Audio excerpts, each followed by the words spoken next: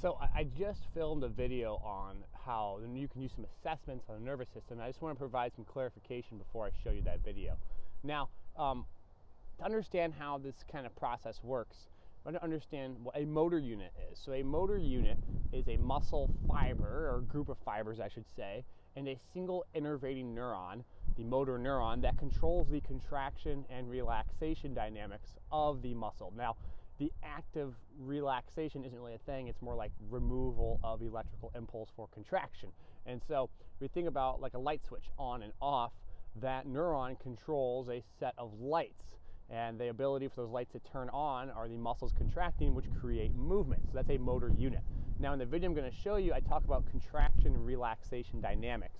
Basically, it's how fast you can turn the light switch on and off of those muscles. So of a given muscular group, you might look at quote-unquote the contraction and relaxation dynamics by how quick it can create a number of contractions within a given time frame. Because in theory, if you can create more contractions with per unit of time, let's say in the example we have 10 seconds, how many contractions can I produce? Well, a muscle that produces more contractions means that's able to turn the muscle fiber on as well as off quicker. And we know if we have the ability to turn muscles on and off quicker, we have the potential to have greater speed of movement in theory, or we could have greater timed force outputs. There's actually a lot of theory behind what contraction relaxation actually benefits for. It actually might be more towards co-contraction and the higher dynamic elastic movements, but that's beside the point. We'll talk about that another day. But the idea is we're assessing the ability of the nervous system to turn the muscle on and off in the same way. Maybe it's like a light switch turning the lights on and off, and the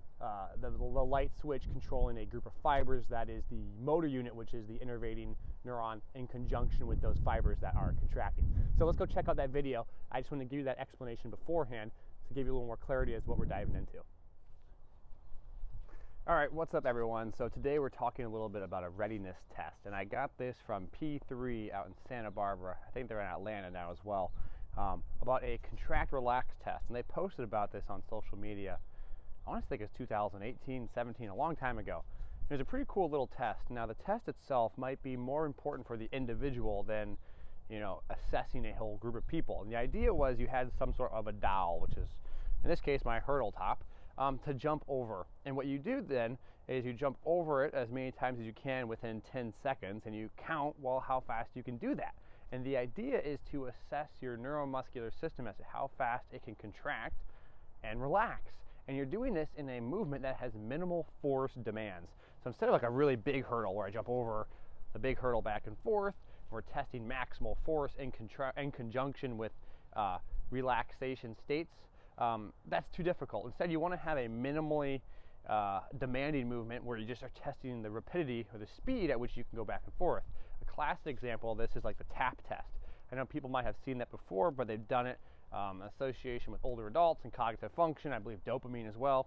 They're looking at how many times you can tap the tap test, or it's like the app even that exists, in 10 seconds to say. And the changes in that are associated with how your brain communicates with, your muscles to contract and relax the nervous system. But now we maybe take this in a more specific realm and we say, okay, I want to do this over a dowel or some sort of a small object, and you can use a line in the ground for all I care, and you can go back and forth as fast as you can, obviously, hopefully a little quicker than that, in 10 seconds, and record that. So if I give you an example, we'll just do a small one for 5 seconds. It'll look something like this. 3, and 5.